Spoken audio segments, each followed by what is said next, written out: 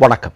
இப்படி ஒரு சம்பவம் நடக்கும் என்று தமிழக வெற்றிக் கழகத்தினுடைய தலைவர், தமிழ்நாட்டினுடைய முதல்வர் விஜய் கனவிலும் நினைத்திருக்க மாட்டார். பொதுவாக தமிழ்நாட்டினுடைய மேடைகளில் பல்வேறு பொது இடங்களில் முழங்கப்பட்ட வார்த்தைகள் சட்டமன்றத்திற்குள் எதிரொலிக்கிறது என்றால் அது நீங்கள் கொஞ்சம் பதறித்தான் பார்க்க வேண்டி இருக்கிறது. என்ன நடந்திருக்கிறது? இன்றைக்கு சட்டமன்றத்தில் எதிர்க்கட்சி தலைவராக வந்திருக்கக்கூடிய உதயநிதி அவர்கள் தன்னுடைய உரையில் இந்த வார்த்தைகளை குறிப்பிடுகிறார். அதாவது, வெல்க தமிழ், வாழ்க தமிழ்நாடு, மக்களை பிரிக்கும் சனாதனம் நிச்சயம் ஒழிக்கப்பட வேண்டும் என்று. அவங்களாம் பொறுப்பில் இருக்கும்போது இதே மாதிரி பேசியிருக்கிறாங்க. இப்போ அவர்கள் அதிகாரம் அவங்க கையில் இல்லை, ஆனால் அதைவிட வலிமையாக இன்றைக்கு அதை சட்டமன்ற வளாகத்திற்குள்ளேயே பேசியிருக்கிறார்கள். அது ரொம்ப ரொம்ப முக்கியமான விஷயம். ஏனென்றால் நமக்கு தெரிகிறது, சனாதனம் கடந்த 5 வருடம் தமிழ்நாட்டிற்குள் ஊடுருவது பெருமளவில் தடுத்து நிறுத்தப்பட்டிருந்தது. ஆனால் புதிய ஆட்சி தமிழ்நாட்டில் வந்ததுமே உங்களுக்கு தெரியும், முதல்வர் அவர்கள் பதவியேற்ற நிகழ்வில் வந்தே மாதரம் முதலில் ஒலிக்கப்பட்டது. ஜனகணமன பின்னர் தமிழ்த்தாய் வாழ்த்து 3ஆம் இடத்திற்கு தள்ளப்பட்டது. அதேபோன்று இடைக்கால சபாநாயகர் தேர்விலையும் அவங்க கூட இருந்த கட்சிகளை இதெல்லாம் தப்பு, இது மாதிரி பண்ணக்கூடாது, இதை சரி பண்ணணும்னு சொன்ன பிறகும் கூட இடைக்கால சபாநாயகர் பதவியேற்றும் போது கூட தமிழ்த்தாய் வாழ்த்து 3ஆவது இடத்திற்கு தள்ளப்பட்டது. சனாதனம் விழுங்குவதற்காக காத்து கொண்டிருக்கக்கூடிய நேரத்தில் எதிர்க்கட்சி தலைவராக பொறுப்பேற்றிருக்கக்கூடிய உதயநிதி அவர்கள் சனாதனம் ஒழிக்கப்பட வேண்டும் என்று சட்டமன்றத்திலே சொல்லி இருப்பது என்பது மிகப்பெரிய அளவில் கவனிக்கத்தக்கது.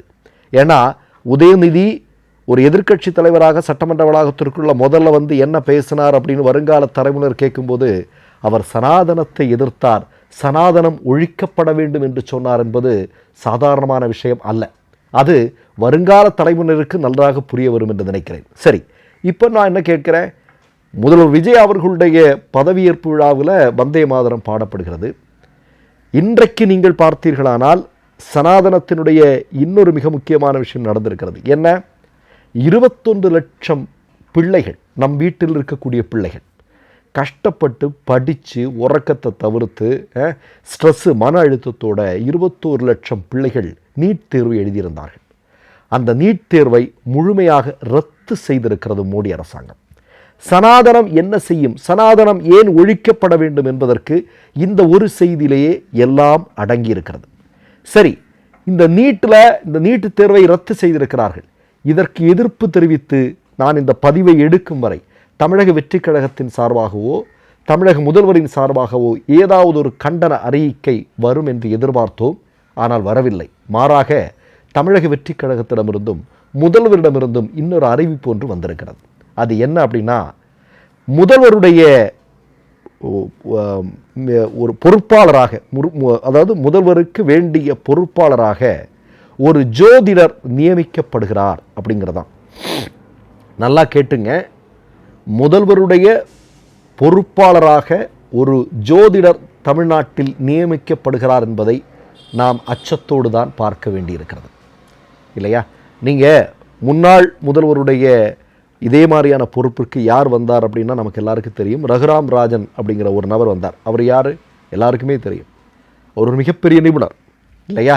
ஆனால் இன்றைக்கு ஒரு முதல்வராக பொறுப்பேற்றிருக்கக்கூடிய நபருடைய பொறுப்பாளராக ஒரு ஜோதிடர் வருகிறார் என்றால் தமிழ்நாட்டை நாமெல்லாம் மிகுந்த அச்சத்தோடு வருங்கால அரசியலை பார்க்க வேண்டி இருக்கிறது என்பதுதான் முக்கியமான செய்தி. இப்போ நான் இதை எதற்காக சொல்கிறேன் அப்படின்னு நீங்கள் பார்த்தீங்க அப்படின்னா, கடந்த 5 வருடங்களில் சனாதனம் உச்சத்தில் இருந்தது, சனாதனத்தினுடைய ஆட்சி உச்சத்தில் இருந்த காலகட்டம். இந்தியாவெங்கும் சனாதனம் வேர்கொண்டு அப்படி படர்ந்து கொண்டிருக்க நேரத்தில் அதனுடைய பாதிப்பு இல்லாமல் தமிழ்நாடு பாதுகாக்கப்பட்டது.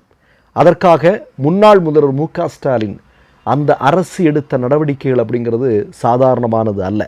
இன்றைக்கு அவர்கள் தொடர்ந்திருந்தால் அதனுடைய பலனை நாம் அனுபவித்திருந்திருக்கலாம். ஆனால் அது நடக்காமல் போயிருக்கிறது. ஒன்றுமில்லை, கடந்த 5 வருடத்தில் மட்டும் எத்தனை நூலகங்கள் திறக்கப்பட்டிருக்கிறது கொஞ்சம் யோசிச்சு பாருங்கள். இன்றைக்கி நம்ம எல்லாருமே இன்றைக்கி இருக்க ஜென்ரேஷன்லாம் ஃபுல்லாக ரீலில் தான் இருக்கிறோம், இல்லையா?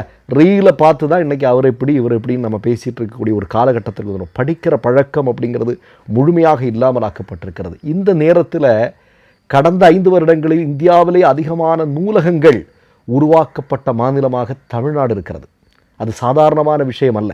அதே மாதிரி நீங்கள் பார்த்தீங்கன்னா தமிழ்நாட்டில் இலக்கியத்திலாகட்டும், அறிவியல் துறையாகட்டும், இப்படி எந்த துறையாகட்டும், மருத்துவமாகட்டும், இது இந்தாத எல்லா துறைகளிலும் இருக்கக்கூடிய மிக தேர்ந்த அறிஞர்கள் கடந்த 5 வருட ஆட்சியில் இடம்பெற்றிருந்தார்கள். அவர்கள் போட்ட திட்டங்கள் இனிதான் காய்க்கப் போகின்றன, அது நமக்கு தெரியும். ஆனால் அதனால தான் முன்னாள் முதல்வர் மு.க. ஸ்டாலின் அவர்கள் இந்நாள் முதல்வராக இருக்கக்கூடிய தமிழக வெற்றிக் கழகத்தினுடைய தலைவர் விஜய் அவர்களுக்கு சொன்னார், நீங்கள் 2500 கொடுக்குறீங்க, அது ஓகே, அதெல்லாம் அது உங்கள் விருப்பம், ஆனால் 1000 ரூபாயாவது மகளிருக்கு சென்றடைய வேண்டியிருக்கிறது என்று. ஏனென்றால் மகளிருடைய உழைப்பினுடைய அந்த அந்த வேல்யூவை புரிஞ்சுக்கிட்ட ஒரு நபர் இல்லையா? அதனால தான் அது ஒரு 1000 ரூபாய் என்றும், அடுத்ததாக நாங்கள் ஆட்சி பொறுப்பிற்கு வந்தால் 2000 என்றும் சொன்னார்கள் இல்லையா? அப்போ அந்த 1000 ரூபாயாவது முடங்காமல் அவர்களுக்கு கொடுக்கப்பட வேண்டும் என்று வேண்டுகோள் விடுத்தார். அது மட்டுமல்ல, காலை உணவு திட்டம் இல்லையா, அது ஒருபோதும் நின்றுவிடக்கூடாது என்றும் அவர் வேண்டுகோள் விடுத்தார். இதெல்லாம் நான் என்ன சொல்கிறேன் அப்படின்னா, கடந்த 5 வருடத்தில் சனாதனத்தை ஒழிப்பதற்காக தமிழ்நாடு ஒரு மிகப்பெரிய அளவிலான ஒரு அடித்தளம் அமைத்திருந்தது. ஆனால் அந்த அடித்தளம் தற்போது ஆட்டம் கண்டிருக்கிறது என்பதுதான் உண்மை. அதற்கான எல்லா சமிக்கைகளும் நமக்கு தெரிய ஆரம்பிச்சிருக்கு அப்படிங்கிறதான் நம்ம சொல்ல வேண்டியிருக்கிறது. ஒன்றுமில்லை, குறைந்தபட்சம் நான் இன்றைக்கு சிஎமாக இருக்கக்கூடிய விஜய் அவர்கள் முன்னாள் முதல்வர் ஸ்டாலினை பார்த்தார், வைகோ அவர்களை பார்த்தார், திருமாவளவன் அவர்களை பார்த்தார், இதெல்லாம் நடந்துட்டு இருந்தது. ஆனால் ஆர்எஸ்எஸ்னுடைய வழிகாட்டுதலின்படி ஒரு கட்சியே முழுமையாக உடைத்திருக்கக்கூடிய நபர்களை போய் இன்றைக்கு அவர் சந்திக்கிறார் அப்படின்னா நமக்கு அது ஒரு மிகப்பெரிய அச்சத்தை ஏற்படுத்துகிறது. இன்றைக்கு ஊடகங்களெல்லாம் எழுதுகிறாங்க, விஜய் அவர்களுடைய பெரும்பான்மை 150 உயர்ந்து விட்டது அப்படி இப்படின்லாம் எழுதுகிறாங்க. ஆனால் இது யாருடைய திட்டம், எதற்காக போடப்படுகிற திட்டம் இல்லையா? அது ரொம்ப முக்கியமான விஷயம். அப்போது கடந்த 5 வருடத்தில் ஒரு மிகப்பெரிய அளவிலான சனாதன ஒழிப்பிற்கான அடித்தளம், குறிப்பாக கீழடி மாதிரியான விஷயங்களை நீங்கள் பார்த்தீங்க அப்படின்னா முன்னாள் முதல்வர் எடுத்த நிலைப்பாடு மிகுந்த பாராட்டுக்குரியது.